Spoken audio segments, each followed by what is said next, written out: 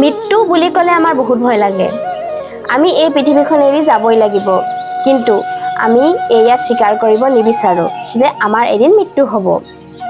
আজি মই এটা কাহিনী লৈ আহিছোঁ। এই কাহিনীটো শুনিলে আপোনাৰ মৃত্যুৰ কাৰণে ভয় একেবাৰে আঁতৰি যাব। আহক আমি কাহিনীটো শুনো। এবাৰ এজোপা গছত এটা ভাটৌ চৰাই বহি আছিল, আৰু সেই সময়ত সেইফালেদি যমৰজা পাৰ হৈ গ'ল। ভাটৌটোক দেখি যমৰজাই মিচিকিয়াই হাঁহি থৈ গ'ল।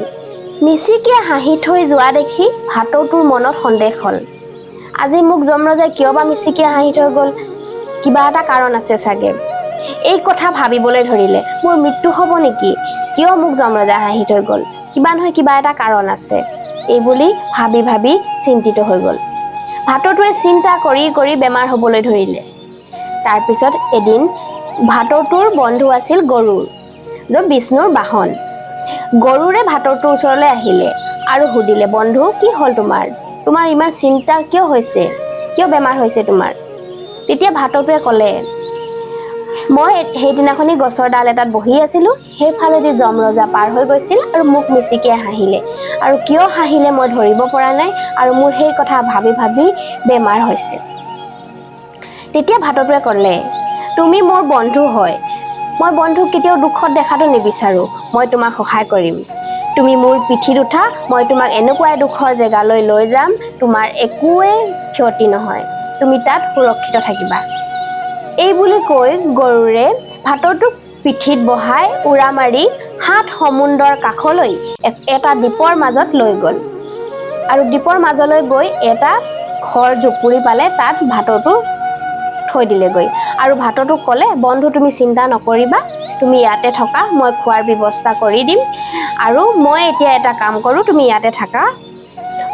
মই যমৰজাৰ ওচৰলৈ গৈছোঁ, যমৰজাই কিয়নো তোমাক মিচিকিয়াই হাঁহিছিল সেই প্ৰশ্নৰ উত্তৰ বিচাৰি যাওঁ, তুমি তেতিয়ালৈকে ইয়াতে থাকা। আৰু তুমি ইয়াত থাকিলে চিন্তা একো নাই, তোমাক কোনো খাবও নোৱাৰে, ইয়ালৈ কোনো নাহেও, তুমি নিশ্চিন্ত মনে ইয়াত থাকা। এই বুলি কৈ বিষ্ণুৰ বাহন গৰুড় যমৰজাৰ ওচৰলৈ গ'ল।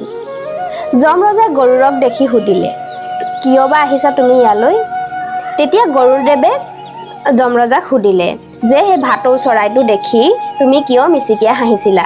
ভাটৌটো বহুত চিন্তিত হৈ আছে আৰু বেমাৰ হৈছে, ইয়াৰ কাৰণ কি? তুমি কিয় হাঁহিছিলা? তেতিয়া যমৰজাই ক'লে, ভাটৌটোক দেখি মই ভাবিছিলোঁ কিছু সময়ৰ পিছত ইয়াৰ মৃত্যু আছে, কিন্তু ৭ সমুন্দৰ ভিতৰত এটা জুপুৰিৰ ভিতৰত মৃত্যু আছে, কিন্তু ইয়াত বহি থকা ভাটৌটো তাৰ পাবগৈ কেনেকৈ? এই কথা ভাবি মই মিচিকিয়াই হাঁহিছিলোঁ। তেতিয়া গৰুড়দেৱে ক'লে যে মই এইমাত্ৰ ভাটৌটোক ৭ সমুন্দৰ পাৰ কৰি এটা জুপুৰিৰ ভিতৰত থৈ আহিছোঁ। যমৰজাই ক'লে, তেন্তে তেওঁৰ মৃত্যু নিশ্চিত। তাত এটা মেকুৰী আছে, আৰু সেই মেকুৰীটোৱে ভাটৌটোক খাই পেলাব।